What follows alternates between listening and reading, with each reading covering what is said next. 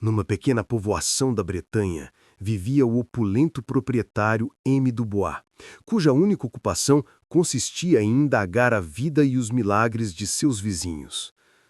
Ao lado de sua casa ficava a Quinta das Rosas, encantadora moradia, onde havia algum tempo residia uma família americana, composta pelo pai, Sir Jackson, pela mãe e pela filha de ambos, uma jovem de 18 anos que era uma maravilha de elegância e beleza.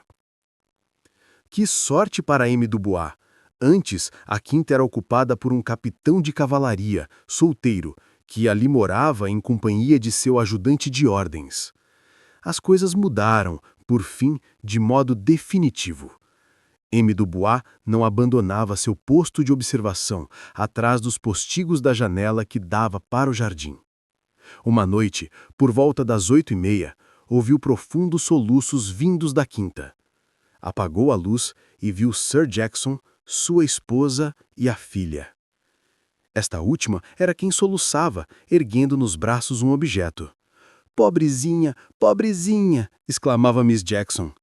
"Não fales tão alto, minha filha", recomendou a mãe. "Vai chamar a atenção dos vizinhos." "Não consigo me conter." "Não te entregues à tua dor, é preciso que esqueças." "Não me é possível, mamãe." M. Dubois estava alarmadíssimo. "Que desgraça tão grande!" tornou a jovem. "Por que quis meu pai que morresse?" "Já sabes que não podíamos conservá-la em nosso poder", respondeu o americano. "Que lástima! Era tão formosa!" "Pois é preciso que desapareça", disse o pai em voz baixa. "Pobre filha minha!" exclamou Miss Jackson chorando. Visivelmente. "Sua filha?" murmurou M. Dubois consigo mesmo, cujos cabelos se eriçaram de horror. "Enterraremo-la aqui no jardim", disse Sir Jackson. "Enterrá-la!" exclamou a jovem. "Isso nunca! E que queres então que façamos com ela?" M. Dubois não se atrevia a mover-se do lugar. Sir Jackson, munido de uma alavanca, pôs-se a cavar a terra, abrindo uma fossa. "Aqui está feito", disse após algum tempo. "Acabemos com isso de uma vez." "Coragem, Eva!" exclamou a mãe. O americano apoderou-se do objeto que a filha tinha nos braços e o colocou na fossa, que imediatamente cobriu de terra. Miss Eva ajoelhou-se. "Descanse em paz", disse Sir Jackson, "e não falemos mais do assunto. Virei diariamente por flores sobre seu túmulo", falou a jovem. E os três entraram em casa. Monsieur Dubois estava aterrado, cada vez mais aterrado. Acabava de ser testemunha de um crime hediondo. Aqueles estrangeiros tinham ido ao povoado ocultar a desonra da filha. O pai havia matado a criatura e, aproveitando o mistério da noite, acabava de sepultá-la. Monsieur Dubois julgou-se no dever de denunciar o fato à justiça. Olhou o relógio. Já eram 10 horas.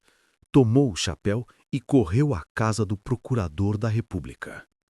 Este, ao vê-lo, disse: "É você, Monsieur Dubois? A que devo a honra de sua visita?" "Há um motivo gravíssimo. Alguém nos ouvirá, porventura?" "Ninguém. Pode falar." "Senhor procurador, acaba de ocorrer nesta povoação um crime abominável, um crime hediondo. Eu o presenciei. O senhor, por acaso, conhece esses americanos que moram ao lado da minha casa?" "Sir Jackson e sua família?" "Sim, senhor.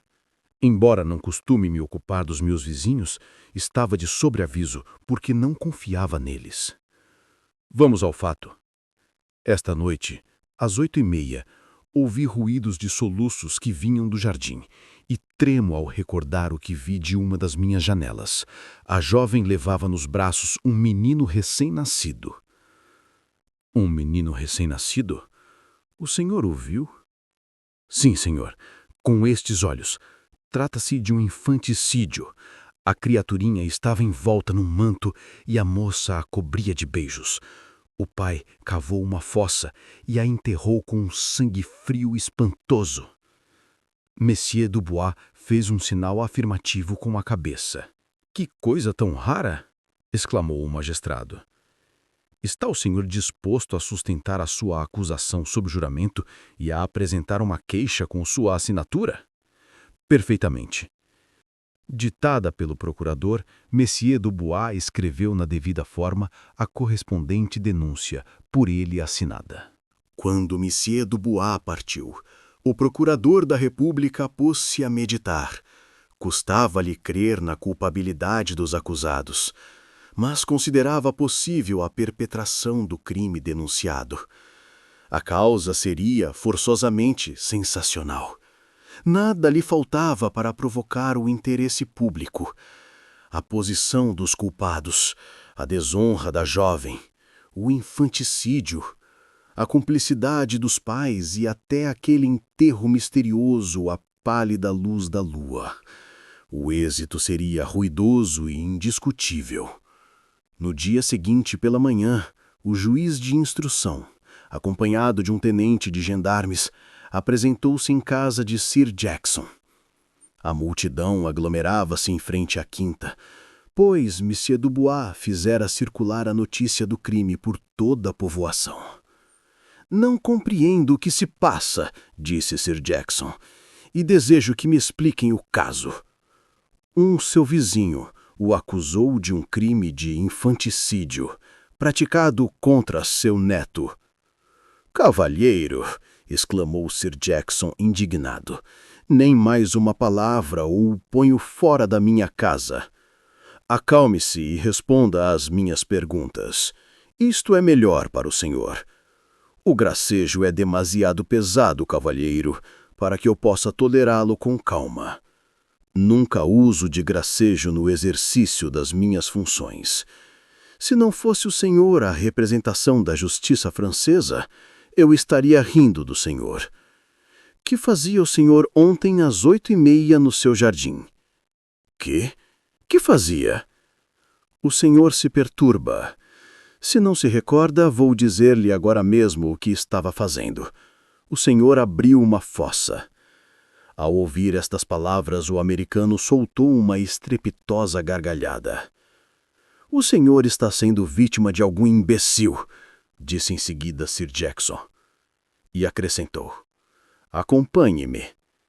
Imediatamente abriu todas as portas de sua casa para que a multidão pudesse acompanhar o magistrado. Tomou uma alavanca, reabriu a fossa, e todos viram envolto num manto branco o cadáver de uma formosa cadela. 8 dias depois, Sir Jackson e sua família embarcavam para a América, resolvidos a nunca mais pôr os pés na França.